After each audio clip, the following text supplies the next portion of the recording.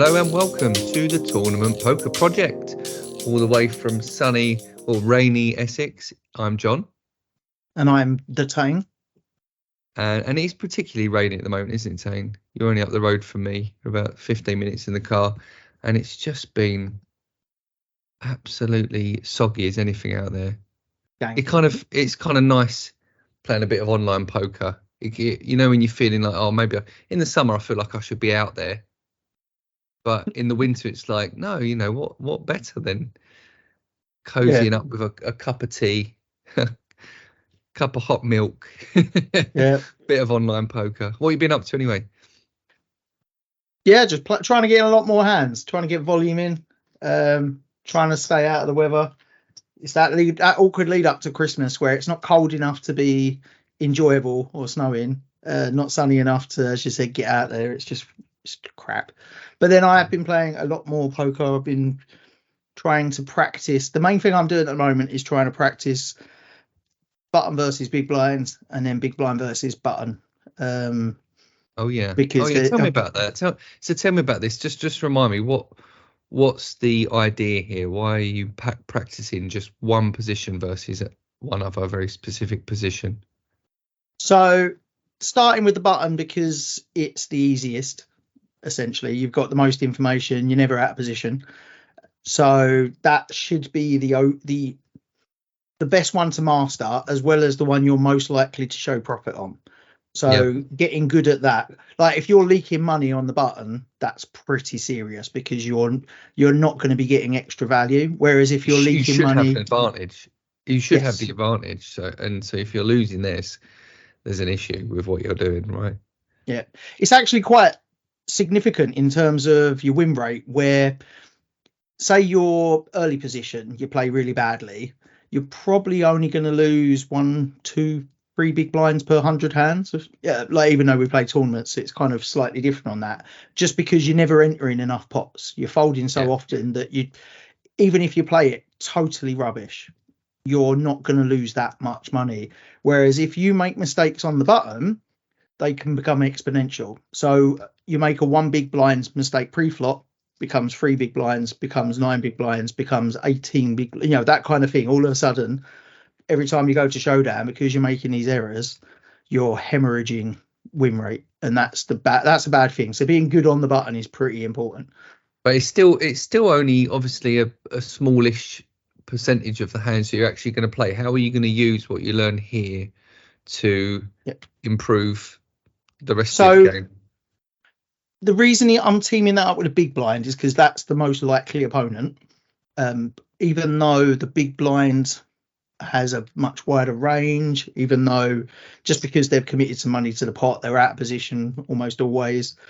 But the idea is that because both positions play so differently, and because they act very, very, very differently post flop, understanding both sides of that means I should be able to deviate depending on position, depending on stack size, a lot easier. So once you've mastered the button, if you then cranked along a few to the hijack, it's only a small adjustment to things like your bottom of the range. There's a few adjustments about people still acting behind you, but it's not much. And once you've mastered the big blind defense range, you're kind of set up for the small blinds, but you're a bit tighter. You act a bit differently because you're guaranteed to be out of position. So there's a few other adjustments, but it's a lot easier once you've done the hard work of learning about the big blind. So that's the theory. Love it. So you've been drilling these positions for what, 2 weeks now, 3 weeks?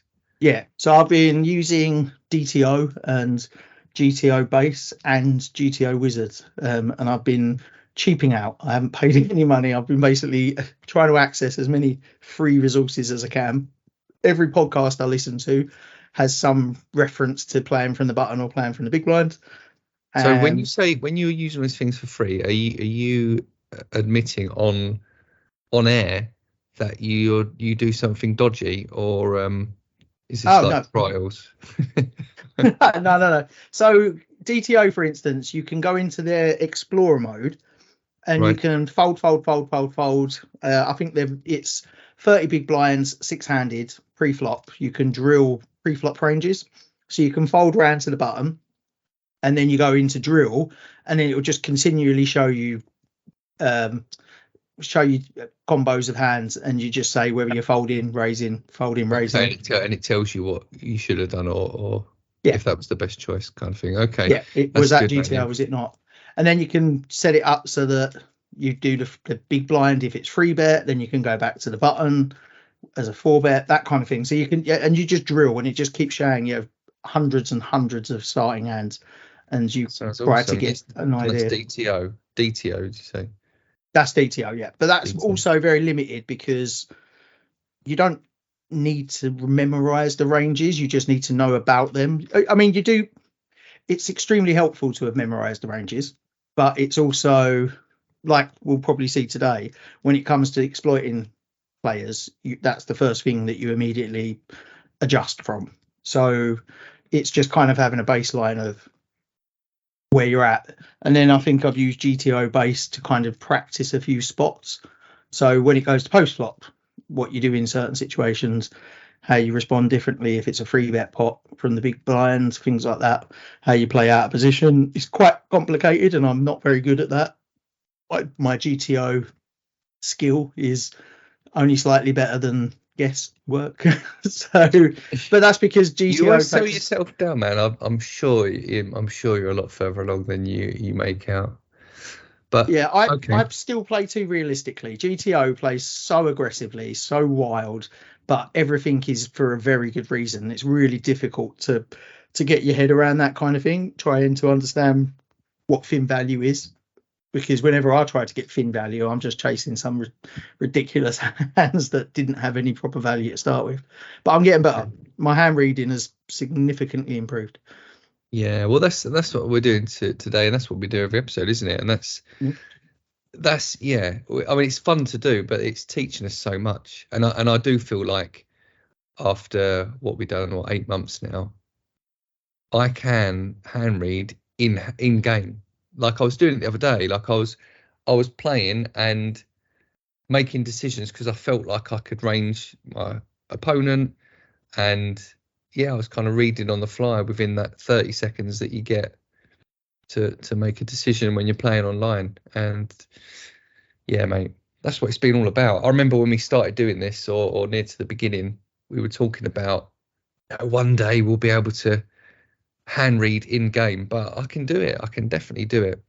It's not every time. Some things are really complex and take a lot of thought, and you need to tank.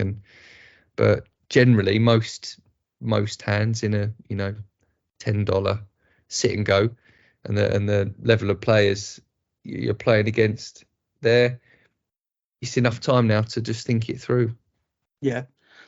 What I'm getting much more comfortable with is being confident to the point that I don't need closure, which is something I've struggled with significantly. I don't know if it's an ADHD thing or just a simple. That's a big thing, because you've said that for a while, that you've always you've needed to crack that one. So just being able to click the fold button and think that's a good decision. It's either a good decision because I was unsure, and that's always the best time to fold, or my intuition was right and it was always a fold anyway. So that's kind of if it was a 50-50 plus the 25% intuition, well, I'm playing 75% hand reading quality. That's a good thing. So yeah. Nice. All right, well, should we give the listeners what they want? Should we do some hands? And we've got a few. We've got a couple, and possibly time for a third. Yeah, we're gonna see how it goes. This first one is, I like that. That's the last thing we spoke about, hand reading, because it's exactly about me making a read, and then I'm not sure if I implemented the exploit well or not. And it's a very quick hand, doesn't go to showdown. I don't get closure on it. I think I made the right choice, but let's go for it. Do you want to? Okay, so what is this then? To set us up here, we've got 6 people at the table. Is this a sit and go, or is it part of a tournament? So it's one of them 45 player sit and goes. They call it on demand. So after 18 players, you start, but they'll have late reg, but only up to 45. So it's essentially an MTT at this point. And it looks pretty early on. The blinds. Oh no, these are antes in, are they? So this is quite. How far into it are we? This is, we had 2 tables left, Okay. I believe. So, yeah, 2 tables left. Two so we're tables left. playing 3, 6, yeah, so 12, 13 players remaining. 12 I believe. players. So at our table, there are 6 players. We are in the big blind. The blinds are 150 and 300, and there's a small ante as well. So the pot size for any voluntary money's gone in is 600, and your stack size is 13,500. So not too sad at all. You're running on about 23M, is that 21.5M, something like that? So say 21M. Yeah. So nice and deep, which is really good. And looking at the rest of the table, there's a few different stack sizes. You're somewhere in the middle of all of them. So okay, so yeah, you're big blind. What happens first? Okay. Right, so we have a limper from the under the gun +1. 2 folds, so that's the cut off and the button fold. The small blind also folds, and the decision's then on us, and we are sitting in the big blind with the king of spades, 10 of clubs. So what was your thoughts here? You've got a limper from under the gun +1. So, do you know much about this villain? Is he limping with only monsters, or is he just limping because he wants to see a cheap flop? So this was a very, very, at this point I'd only played 9 hands, but I'd already seen them play 2 hands, I believe. And it was extremely passive play. It was just limpy. I'd already made a little note that this person was incredibly passive. Just didn't do much. Just slowly stuttered their way into the pot. Like they would play ace 4 in the same way they'd play jack 10 suited, in the same way they'd play ace jack suited, maybe. That their limping range is large, but it's got an unusual amount of premium hands. Certainly not aces, kings, queens, probably not ace king suited, probably not ace king off, but most of the rest. So it's capped, but they, yeah, I think I remember they'd already limped a decent ace, like ace 10 off, which ain't bad, and they're just open limped. That's all they ever did. So like you can see their pre-flop raise statistics 0. They've never raised their pre-flop. Okay, so we're up against a real pro here. That was a joke, by the way. So I'm raising every day of the week. You're raising with king 10. Okay, so yeah, so you may well just get a fold there and then, but you're raising it. Yeah, I like that. So you've raised there 930 into the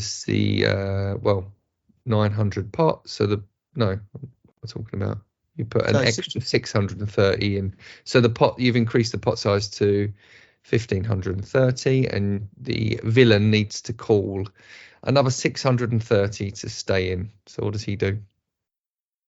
He does call. He comes along. I think it's just to point out, you've got this villain way stacked. Like he's got just over half your chip stack. So you've got him covered. Cool. So he calls, and we go to a flop, and the flop is ace of spades, queen of clubs, 5 of spades. So you've got the backdoor flush with the nut flush as well, king of spades. And you've also got a gut shot straight. You got 4 to a straight there, just need the jack. And for someone who's just limped in, yeah, it's tricky, isn't it? Because he's limp, but then he's called quite a big, well, not massive bet, but considering his stack size, he's put in, 8% of his stack on top. Yeah. To call your 630 on top that he had to put in. So, okay, so the action's on us. What are you thinking here? So this is the only action. Sorry if that's a spoiler. Basically, my read is with such a connected ace, Broadway, rag, two-tone board, if they've got an ace, they'll call a bet. If they've not got an ace, they'll fold. I've got a couple of I've got the back, as I said, back door as well as the gut shot. It's not a bad bluffing spot. I would say that if they've got a weak queen, which when I think of people's limping ranges, I generally am looking at the queenie hands, is what I'd call them. Queen tens, queen nines, jack queens, the hands that look prettier than they really are if you're not going to play them well, because them kind of hands need to be played aggressively, and people don't. They would just think that they're just waiting for that queen high flop or something. So I believe that he might have a queen, and I wouldn't call it a read, so it's not something I was relying on, but with the ace out there, I think they're not going to have ace queen. I'm just not really seeing that as part of their range. Mm-hmm. And I don't think they're calling with king queen, queen 10. So there is a slight chance that I'm getting better to fold, but they could also have complete trash. They could have any kind of air, any suited connector. The trash in their hands is a lot bigger than I'd call it value in their hands, although I don't think they'd ever be getting value for it. Even their weak aces, there's more trash than there is of them. So if I go through my action, boop. So you bet. So you come straight out and bet 648 into, so that makes the pot 2808. I like that, yeah, and I completely see your logic. I think more than anything, just taking it back to basics, this is your flop. You raised pre-flop, you know, you've got this limpo, just limps with anything. He's got this huge wide range. You've raised pre-flop and the flops come out, you know, 2 Broadway cards there. This is your flop. So absolutely, this is a bet. This is a C bet all day long. Yeah. So like knowing that any call is essentially me dead to a jack. Well, no, if a king comes, but we're talking 2 out of potential 13 cards. Anything else, yeah, another ace comes.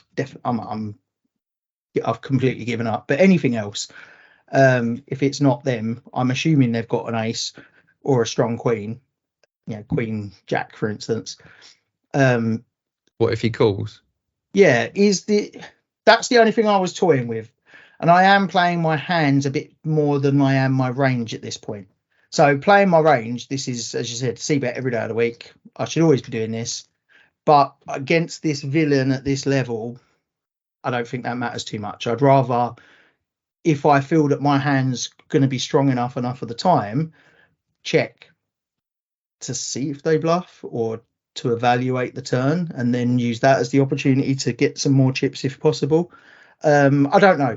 I was a bit. This is why I said it's my hand reading. I think my hand reading's good. That he's capped his range to the point that he's only calling that bet if he's got an ace.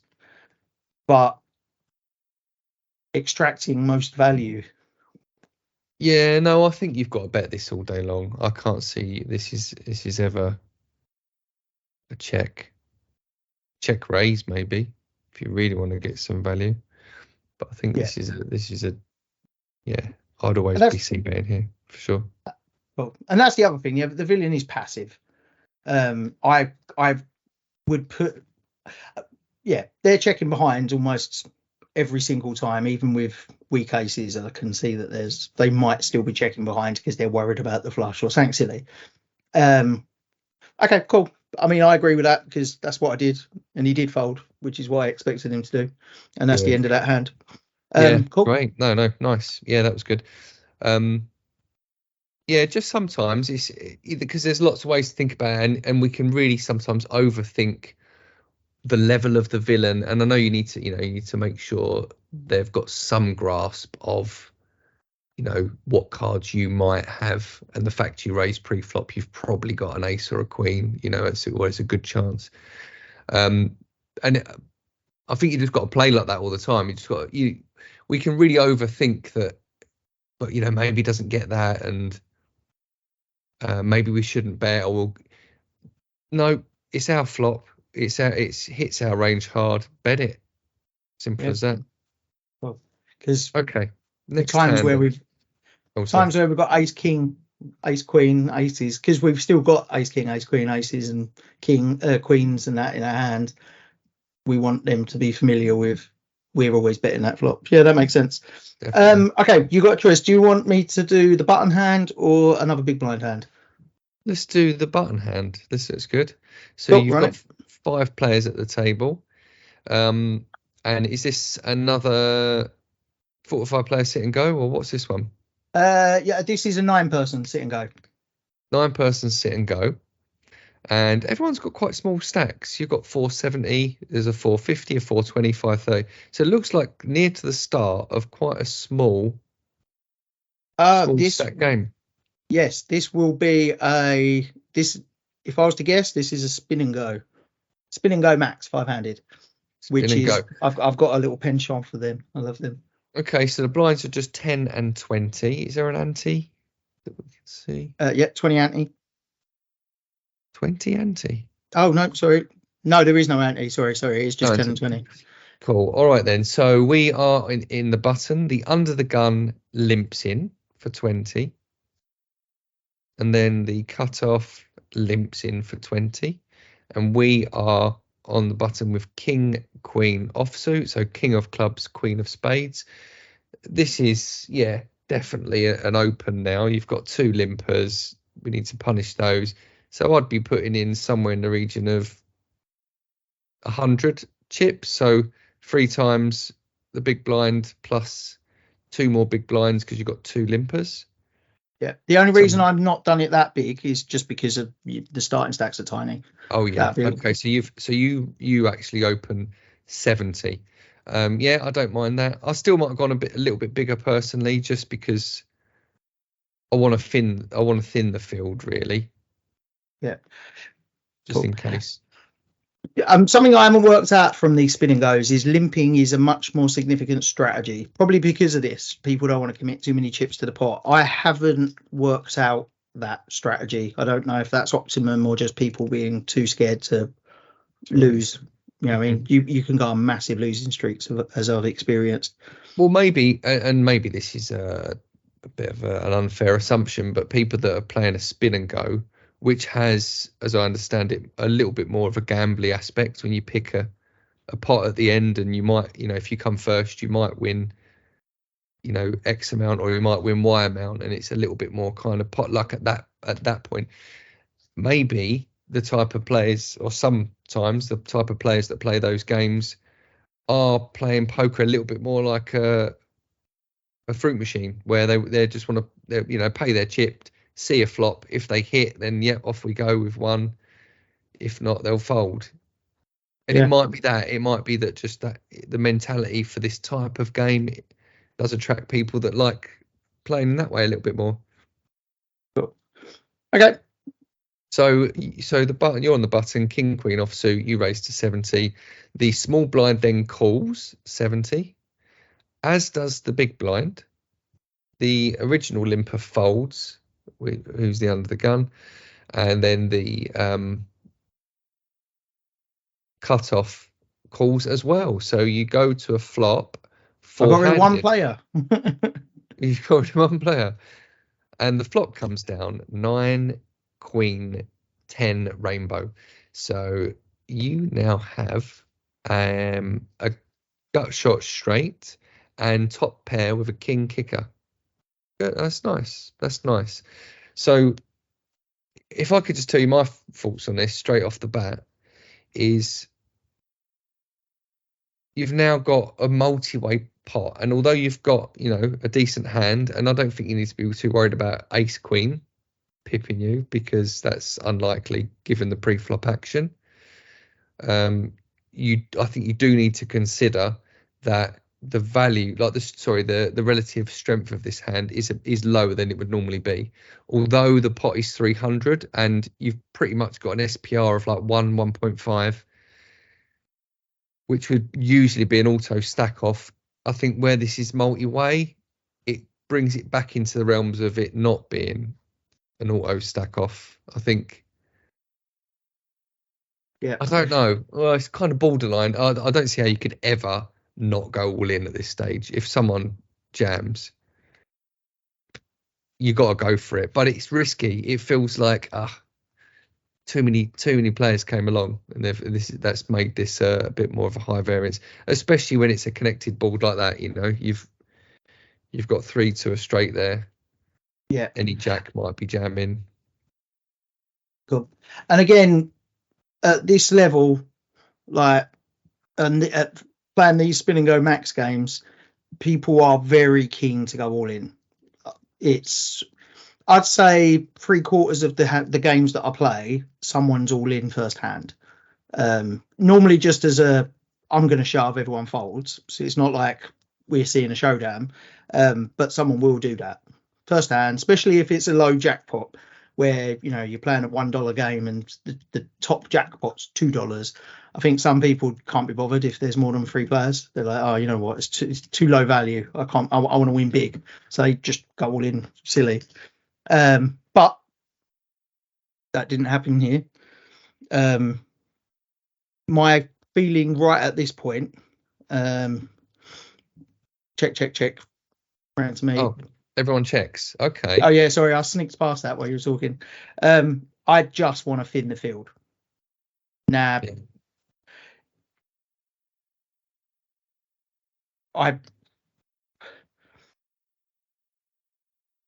this is probably my point where I didn't consider going all in, and now you've said what you said. I think I should have, but I didn't. Now at this point on the flop.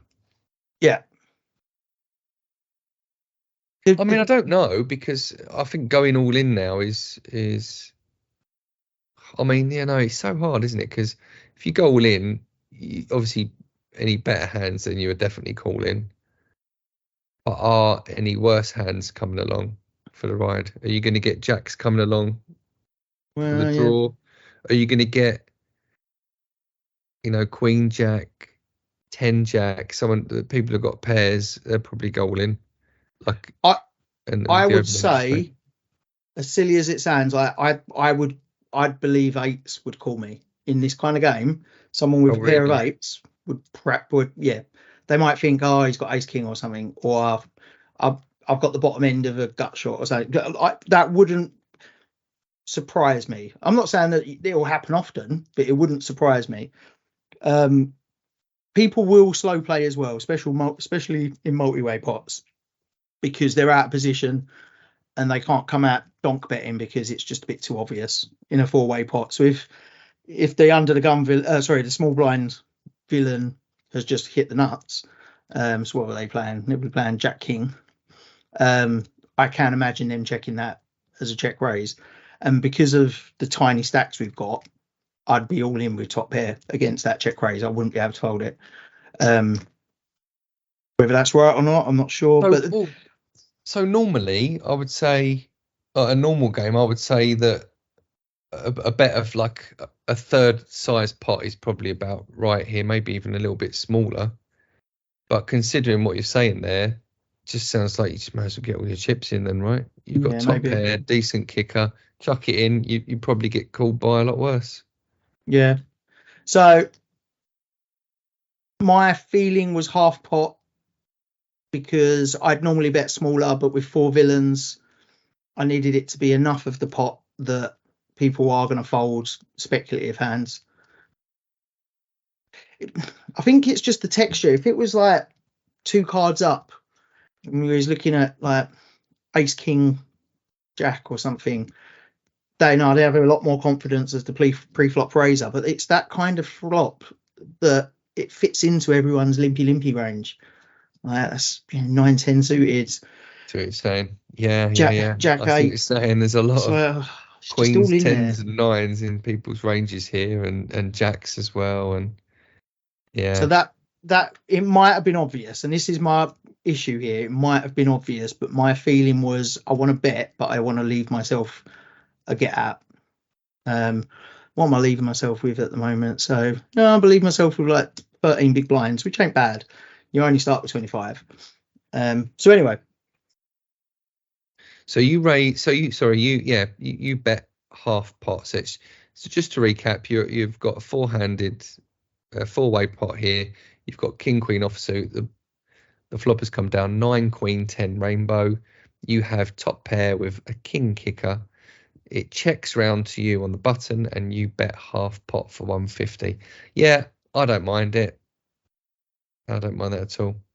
So the first limper, the small blind, sorry, not the first limper, the small blind folds, and then the big blind, he calls, and then the cutoff, he folds. So it's just left you and what was the big blind go into a turn.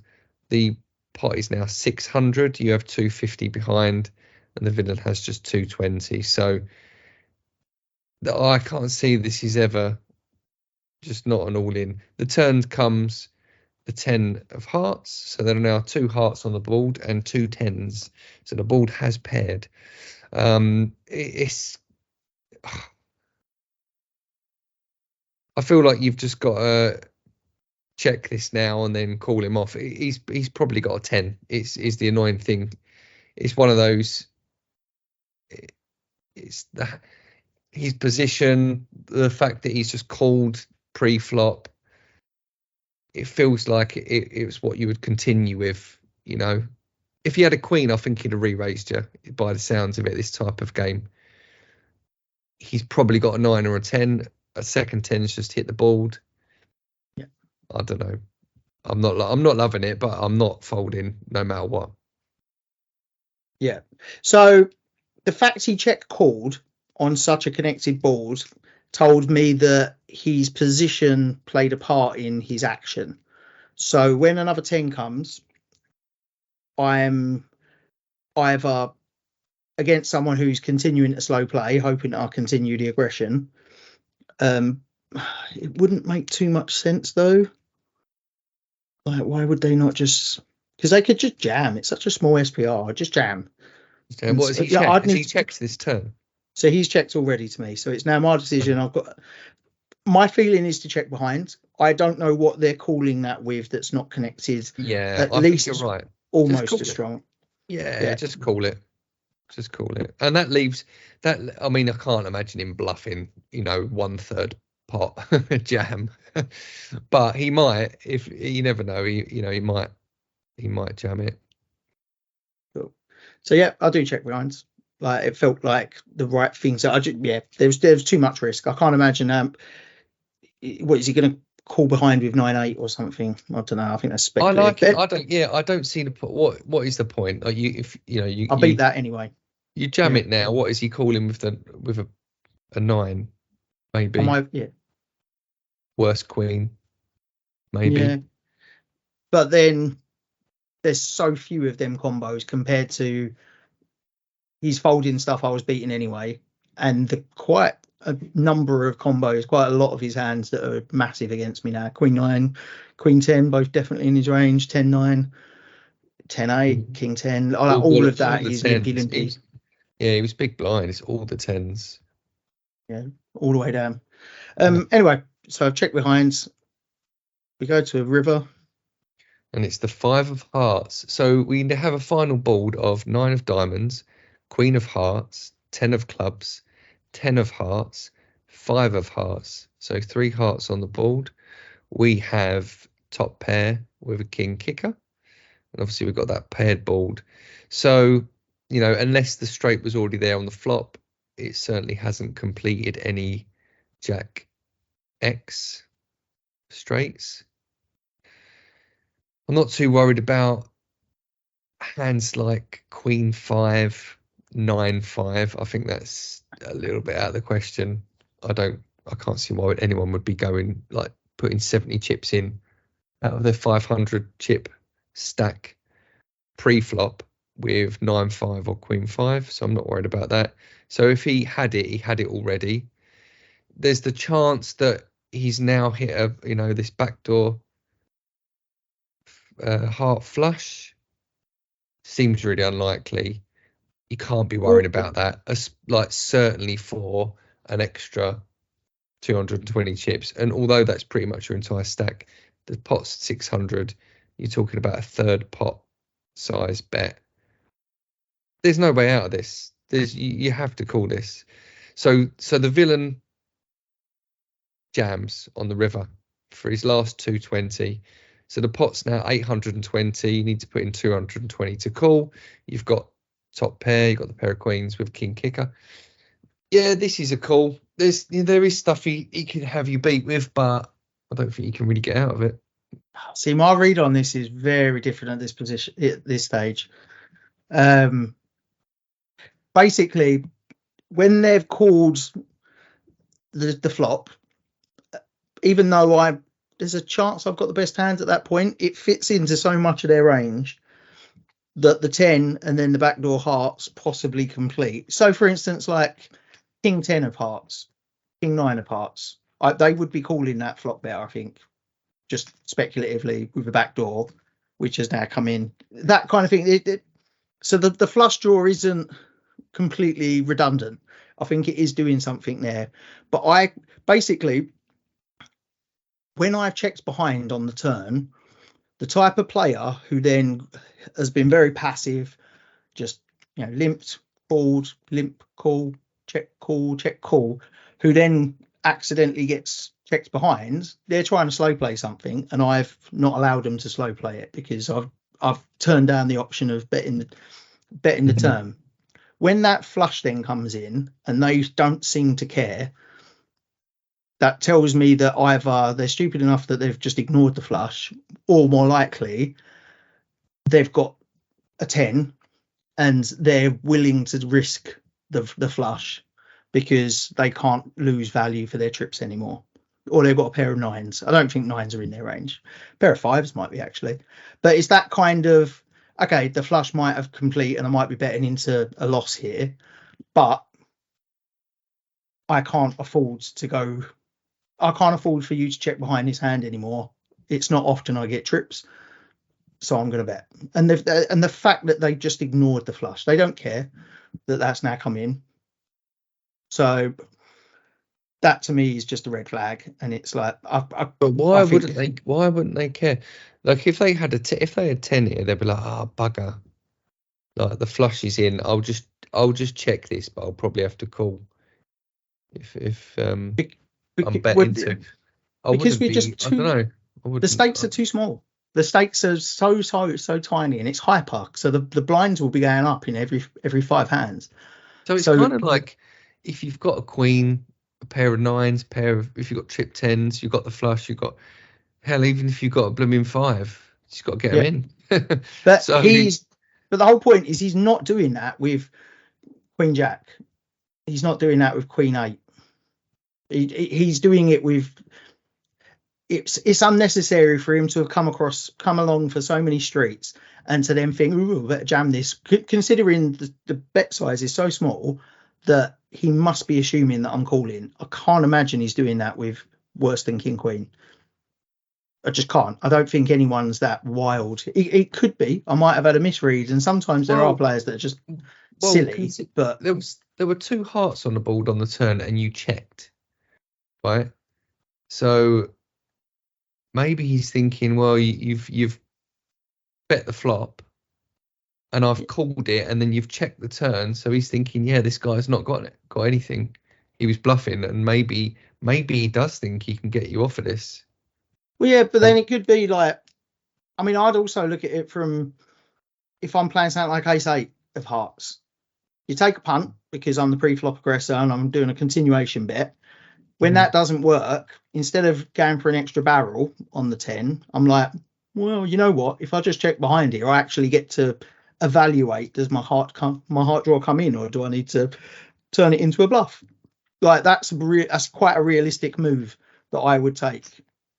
Whether that's optimal or not, I'm not sure. But when the fourth card to the flush comes in, and it actually gives me quite a bit of equity, I have the option of controlling the pot size and seeing if that comes in. Considering we're already at a point there where any bet that I do on that turn is all in, and I might only be playing ace high. So Okay. at least getting that bit of information gives me more options to know whether I'm good or bad. My feeling is there's so much on that board. There's full asses, there's trips, there's flush draws, there's straights, there's two pairs galore that fit into their range. The top pair second kicker, while it's probably the best of the pairs, is so far behind their shoving range at this point. What could they have come this far with that's not tried to bluff, that's trying to get value? Yeah. I completely see your point, and you are changing my mind, but I'm starting to feel nervous that you fold this. I do. Oh, man, okay. I mean, that we will never know. That could have been a really good fold, to be fair. Like, you are right. What possibly has gone all the way to the river and then just jammed, like that we still beat. Yeah. So basically, not loads. I don't know. I've seen the line that the villain's taken before, where they're out of position and it's check call. Check call.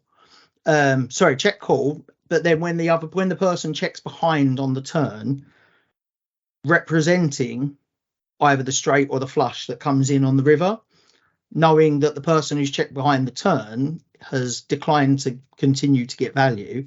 So the chances are they're probably not playing the top part of their value range, at which point when the flush comes in, they're in good shape. So if I had the ace of hearts at that point, I'd be calling because I'm blocking that flush draw for them. If I'm not playing the ace of hearts, I've probably got to fold regardless. But I've also seen it from people who they've got it already. They actually do have the flush, or they do have trips, or they do have two pair or something. Well, I've got two pair. I am forgetting that I've got two pair, or I've got the straight, and they're like, okay, I can't slow play this anymore because they've already shown that they're checking behinds, and they will check behind on the river if they've not improved or if they're not confident anymore. So I'm just going to shove it in and hope I get a call. And either way, if it was the first one where they're a very good player and they've evaluated what my actions are probably telling them, even though there are certain hands that I would check behind the turn for that exact reason, because they can improve to the nuts, because I've got like the ace of hearts.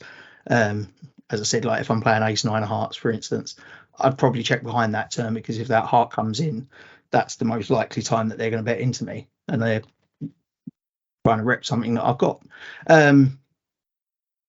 But yeah, it's I like your value. reasoning. I like your reasoning. I think, I don't know if I could have folded it.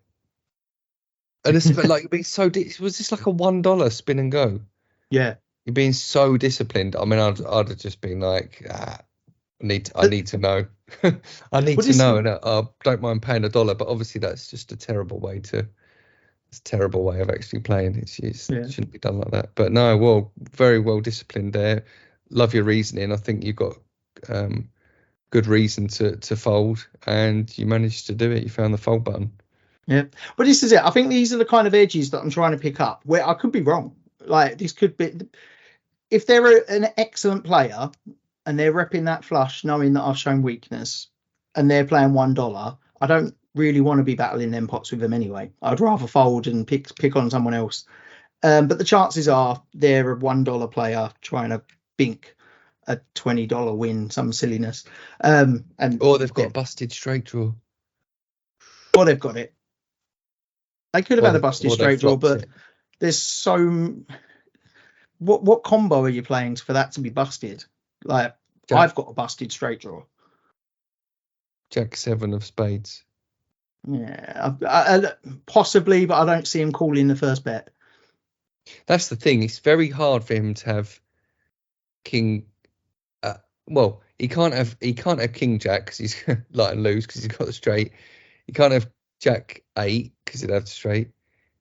He could have Jack 7, but then you start to question, would he have actually come into the pre-flop with that? He can't have Ace Jack because that's just too strong. Would he have just, I don't know. Yeah. He'd probably jammed that pre-flop. I don't know. It starts to look like he either had it straight away. Yeah, Or he had it straight away. I've got Carlos Welch in my ear, just like, what bluffs does he have at this point?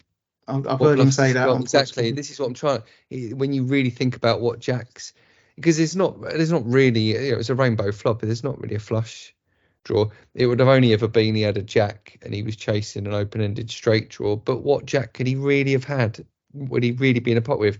He ain't got Ace Jack. He'd have raised it. You know, King Jack. He would have had the straight. Yeah. So. Well, yeah, I think Carlos is right. Well, even though he's not actually commented on the hand. Like, there are bluffs. Pocket 8s down to pocket 2s would be potentially in their range. But they can't be expecting to bet all in there and not get a call. And given the flop, I'm not calling without connecting. I'm not calling with a 5, am I? So that's just a terrible, terrible bluff. Even though I'm disciplined enough to fold, let's be clear, no one else, like very few other people playing at $1 games would find a fold there. Yeah. So I don't think anyone finds a bluff there. Well, you'd have to turn it into a bluff, wouldn't you? If you've got pocket 7s on that board, you're bluffing, essentially. Okay, cool. Love it. All right. Well, look, I think that's all we've got time for today. Any final thoughts before we wrap it up? No, it's been good. It's some interesting thoughts because I do like looking at it differently. There's a lot that I know about some of the games that I'm playing, but I also let that cloud some of my hand reading and my judgment. So it's really good to get your external opinion. Just things like how you're always telling me I'm taking too many risks at too short a stack or too late in the tournament and things like that I do often. But it's so hard to do. But I've noticed it with myself. Like I've been playing a lot of these sit and go turbos, and the blinds are suddenly really, really big, and you've suddenly got short stacks around the table. So then it's almost like you suddenly need to go, right, well, I can't play any 2 cards unless I'm happy to play them, like basically put in like half my stack, because there's like some guy with half your stack who just he's basically got like an M of 2 or something. So you've got like 3 or 4 of those behind you, and you're sitting there with like, I don't know, King 10 suited from an earliest position. Yeah, you know, maybe with your stack size you might just about open that. But when you've got people that are going to jam after you, are you going to call with King 10 suited when someone jams for half your stack? Then it becomes more borderline, is what I'm saying. I'm not saying you wouldn't, but it starts to become like quite high variance, because they might have King Jack, King Queen, Ace, you know, any ace, and then they've got you slightly behind. So yeah, it is all about the table. It massively impacts your decision making. And these games you're playing, these spin and goes, you've got such short stacks. It's a different game almost. Yeah, I mean, just very quickly, this isn't to play the hands. This is the only action I actually wanted to get your opinion is exactly what you're talking about. So we are in the money at the end of the tournament. There are 1, 2, 3, 4, 5, 6, 7 players left, but the cash is starting to increase. I'm on the big blind with Queen Jack. The button raises min. Is that a free bet? Well, I don't think so. Not with, no, because it's still like a 7-handed table. 7-handed, ICM is in there. I'm fairly good.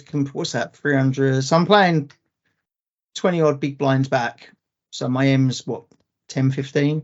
So the button does minimum raise, the small blind folds. You're on the big blind with Queen Jack offsuit with pretty substantial M.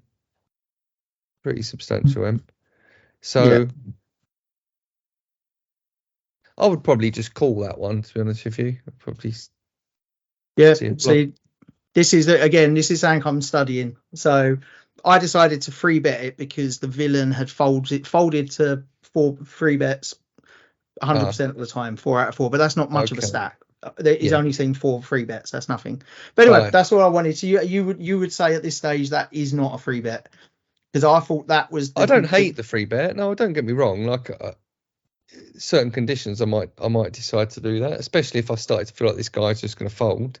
Then yeah, that's a pretty good outcome for Queen Jack offsuit. Yeah. But I think we're deep stacked enough that a hand like Queen Jack might play okay. Post flop. Yeah, and then obviously this hand plays out, but I'll save it. We might come back to this hand if it Save comes it. up. Save it. Bit of a spoiler there though for anyone. I'll do 3 bet, and then the rest is hidden. Cool, love it, John. All right. Well, thanks very much, Tain, and thanks for listening in. As always, we encourage you to leave comments. We'd love to hear your thoughts on our thoughts, our decision making. Any sort of comments you'd like to leave at all, please do so. We will see you next time. Cheers. Hit the like button. Hit the subscribe. Love it. Thanks, everyone.